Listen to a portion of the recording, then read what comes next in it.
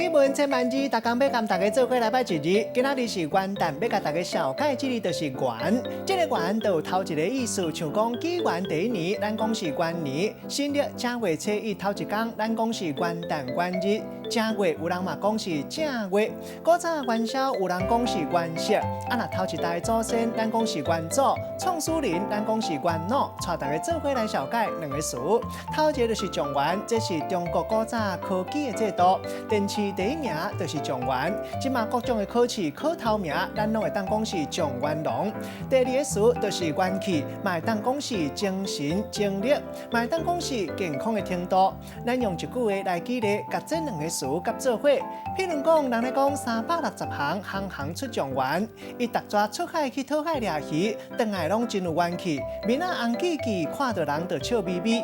今仔日小解这一日元，提供予大家参考。